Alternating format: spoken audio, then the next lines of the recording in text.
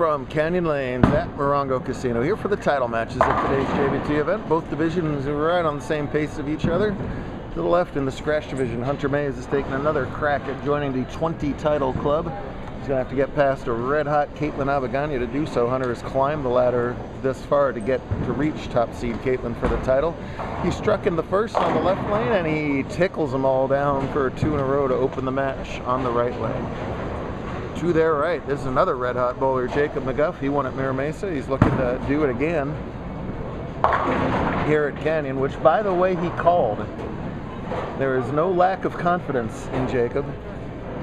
Right when he was winning at Mira, he looked right into the camera and says, I'm going to do it at Canyon too. That's a lot of talk, but he is walking the walk. Here he is bowling for the title again. He's got to win this match by 15 to tie, 16 to win, and he's going up against Nathan Chambers, and Nathan is the top seed, having qualified first at plus 123. Jacob only 10 pins behind at 113. So 1 versus 2 in handicap, 1 versus 4 in scratch. That's Hunter's 6-pin way over to camera left. Nathan opened in the first. Here he is in the second, and likely going to open in the second. Yikes. Rough start there for Chambers. Excellent turnout today on Super Bowl Saturday. Thanks to Dave and the whole team here at Canyon. Canyon was the SoCal Conference last year. It was the only place we could go to. Appreciated them keeping us treading water through the worst of COVID. And this might be the last purely COVID tournament that we have. This thing's starting to, I certainly hope, ease up a little bit here as Nathan elects to kick the field goal. Chief should have done that. Sorry, Chief friends. I am not at all salty about my boys. No, not at all bitter. The extremely talented Caitlin flushes that one and gets that 10-pin to carry. The top seed today by a fairly comfortable margin of plus 213. Again, a medium-low scoring pattern. We've had a lot of those the last month or two on tour. Well, Hunter got into the ladder at plus 46. Plus 46 misses the cut a lot in scratch today. That's good enough for top 4. A fairly deep and talented field. This is the San Marino 08 lane pattern. Don't worry about the name of the pattern, you worry about the length and the ratio. Just under 3 to 1. And the 8-10 falls out for Caitlin. She left an awkward 8-10, which helped cause her to lose both the U17 and the girls scratch finals to Lindsey Grime, who has left the building. Lindsay also had the high game out of anybody, scratch or handicap, today with a 290. But did not make the handicap top 4. Whoa, way left for Jacob. Great shot for Powerball, not so good for a title match as he leaves that 5 count there. It could have been a lot worse. You see, they're a little touchy. Hunter is playing his A game as far as, hard and straight with the purple hammer up the left side. 3 for 3. But he's got a lot less room than he does in other times. He's really got to match speed and rotation today, or else he's had a few leak way off to the left, and this time cut just a little short, crashes high, leaves the 2-7. Very makeable split for a bowler his talent. He's going to try and hit both pins with the ball, just like that. Well done by Mays. What up, man? Correct. Better shot there from McGuff. Almost gets the Brooklyn to carry. And he's only got to win this match by 16, and he already leads it by roughly that, right? Just a second. Should be on the table. Yep. I say 16 the difference, and the cartoon is covering up Nathan's score. That's why I haven't answered this question yet. 18, so he's already made up the handicap difference. Good news for Jacob, as was that spare. No doubter there. All right, flush in the 1-2.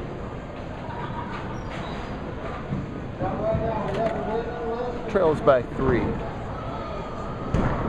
All right, Frank to the front desk. Frank to the front desk. We have a lane for you guys.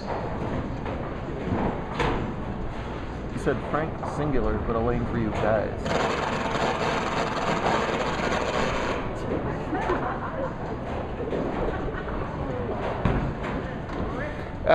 You're working on the double, make it 3 in a row.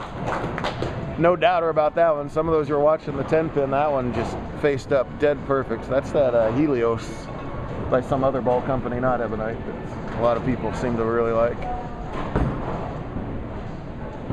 Of course, Ebonite's got that new Game Breaker 4 pearl.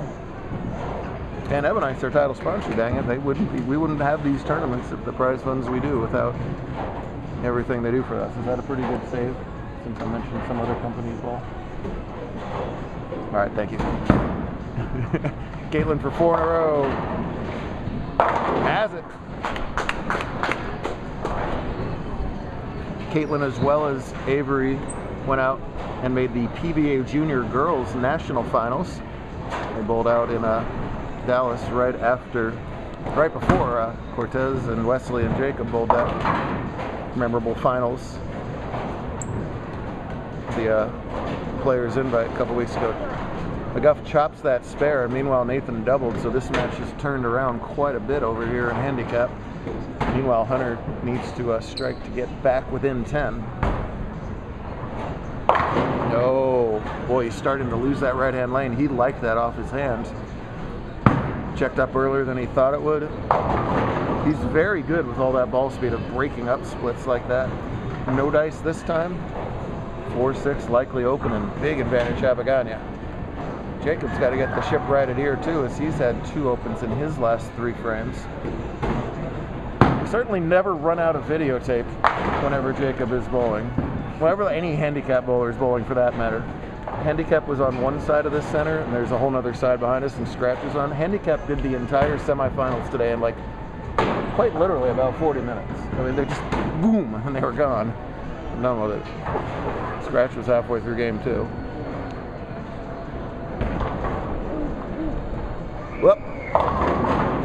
Well, big break there as Nathan threw the ball in lane 6 and started running toward lane 14. Could have been anything. As it is, he'll take a 3-6-10 out of that.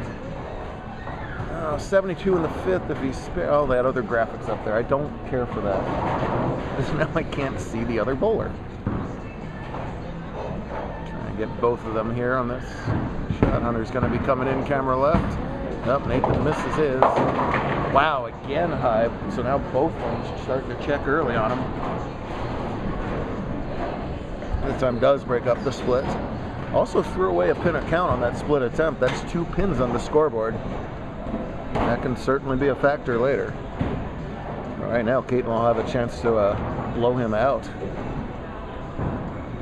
And she steps up on the right-hand lane in just a minute. Caitlin finished 7th in that PBA Junior Finals. Avery was 5th. No regular JBT dudes in the top 10 this year. Plenty last year. Manny Farrell, main event every year, did make it. Right back here tomorrow for Super Bowl Sunday. We'll get in and out. Some fun prop bets. Lots of stuff going on tomorrow. That perfect follow through, that perfect knee bend. If you're going to throw it with your thumb in it these days, you couldn't model a better game than Caitlin's.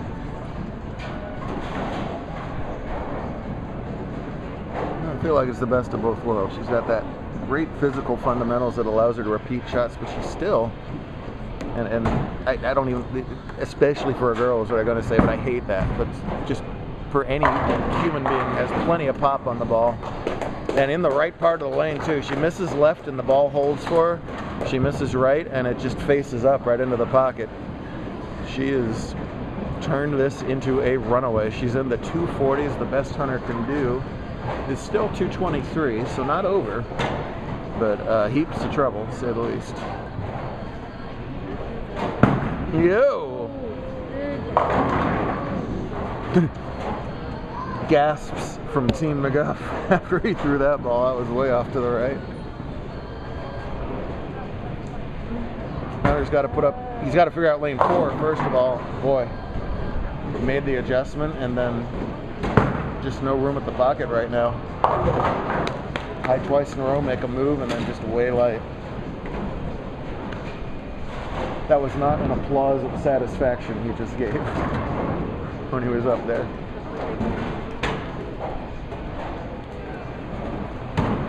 Well, 209 the max now. This is not going to be a win.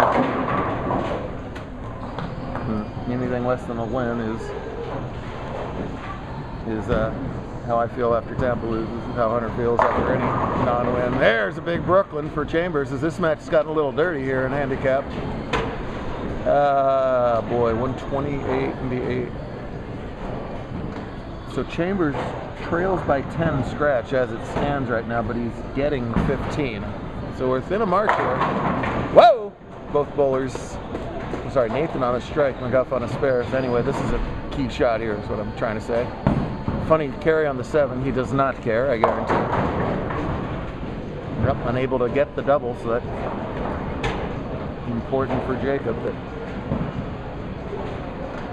he'll be right in this match and see what he can come up with in his 9th and 10th. All over, but what number? Habagani's got a chance for the high scratch game of the day with the 280, and well, she was throwing such good shots. Now she throws her worst shot by far and gets that one to carry on the Brooklyn side.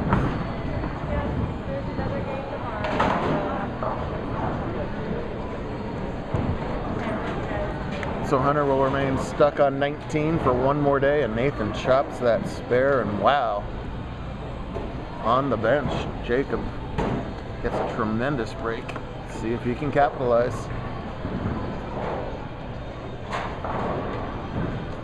Taking his ball on camera left. He sure does.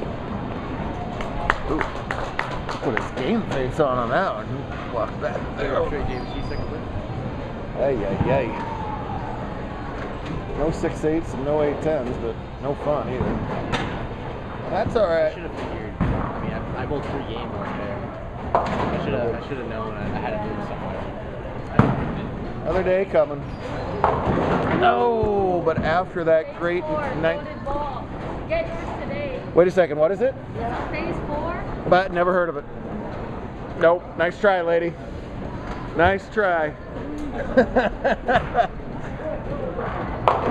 Caitlin, actually, yes, I'll catch more in her second. Right now, we got a situation over here in a scratch, or handicap rather, as Jacob Church is in the 10th. Hang on, but the last thing you wanted to do was throw away 6 more pins a count by going 5 out instead of 5-3. That's 148.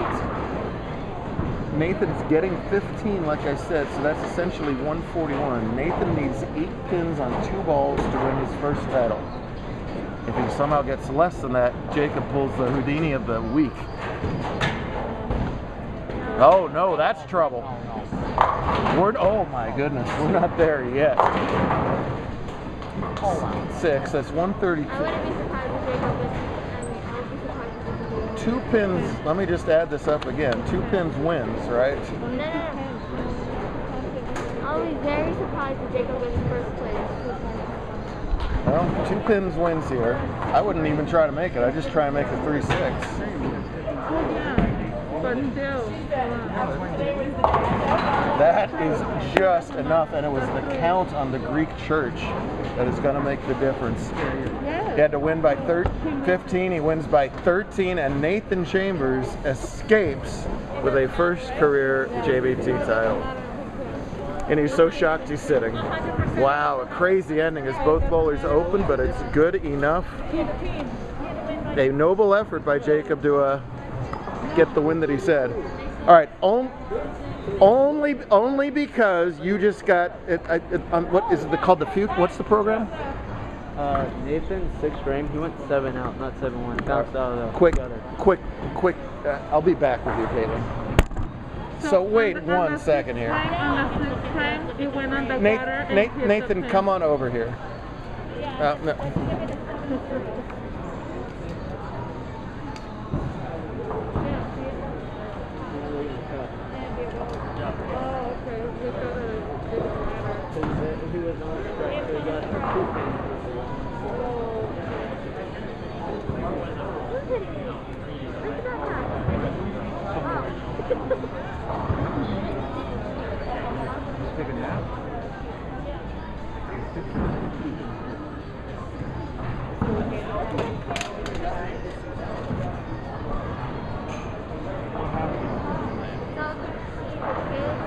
So So they in the figured sixth out. frame, They figured out the that 171, the one he hit it after the ball went on the gutter and he hit the fence.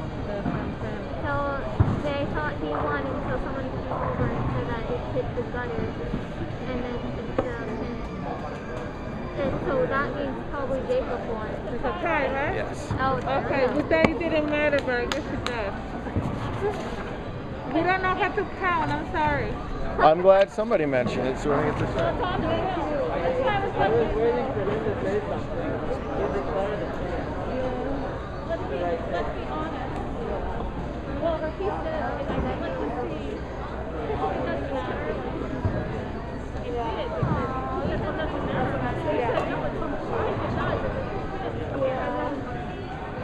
My husband too, like, because I'm like, telling his truth. And my husband was like, no. For like a long Because time. of the war. I don't know how to count.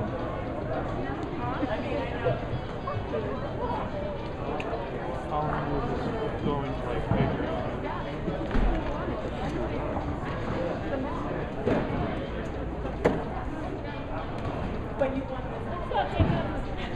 Is it a roll off? Yeah. 100% not tomorrow. Because Chris is going to be Oh! Yeah, this is 3. So how is this gonna work? How many frames are we going here? The bowlers have been briefed. This is a 9th and 10th frame roll-off. That's 20% of a normal game, so you get 20% of your normal handicap. In Nathan's case, that's 10. In Jacob's case, that's 7. Nathan's elected to go first on the left-hand lane. I will tell the crowd what's going on, and then we'll get it on from there. I'm sure you're all wondering what's going on. Once the score correction from the 6th frame is in and the handicap is added in, that all ends up in a tie. Bowlers already know that. Nathan's the higher seed is elected to go first in this 2-frame roll-off. Nathan, you are up on the left. I'm sorry. Did they not? They tried to change it, they couldn't, then they didn't tell me. So that's 7 out instead of 7 going green. We're right now on the left. Just trust me. Just go. Just go. We're calling it. I want to look back in that recording. I'm looking back at that. So the difference is 10. Oh yeah. Why not tonight?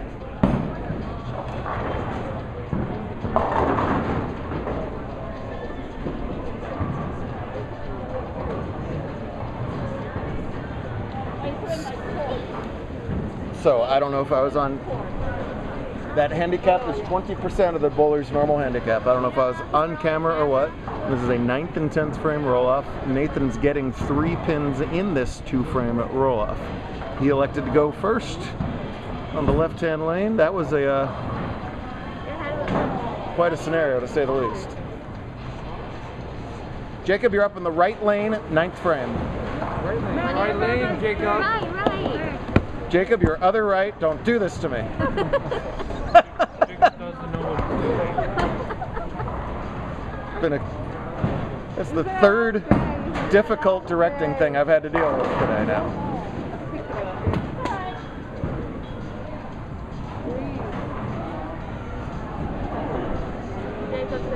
So you only got 2 frames to make up these 3 pins of handicap, so making a spare when your opponent misses one is kind of important, and here he does make that spare in the night.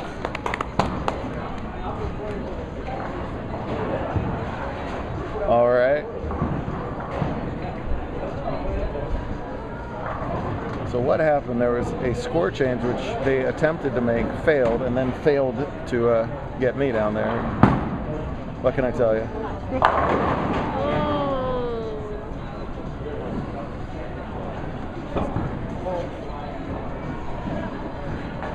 So we've had a win that's not yet a win. And we've had a title match tie, which is very rare.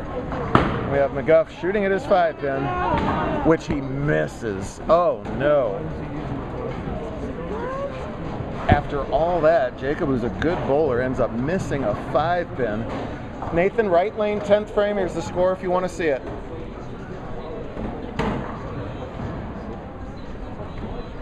So, for Nathan to re-win, to reclaim the title, he needs 18 pins in the 10th. And gets the strike. Well, would you looky here? Just like 10 minutes ago, he needs 8 pins on 2 balls, just like I said before, and I'm sure of it this time. You stay on the right lane, this is still the 10th frame. We thought he needed 8 pins on 2 balls last time.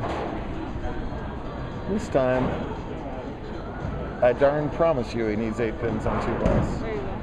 That's not going to be 8, is it? Oh no, and he gets 6 again. You gotta be kidding me.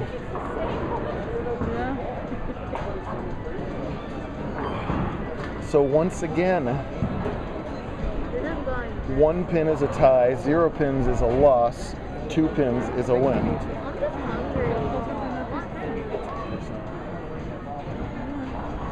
If he does get one, we'll do it again. We'll have breakfast on the lanai. You can only use 1 frame. It stays 2 frames in handicap. 1 for Bill. Oh, no, that's... Oh, it just hangs on. He gets the 3. And in a fairly symmetric tiebreaker, after a bizarre tie, Nathan does escape with a 2-pin roll-off win to win his first title. I'm going to the lounge. You can watch this later. Good stuff out of all of our finalists. We'll do it all over again in the morning. My goodness, what a wacky finish.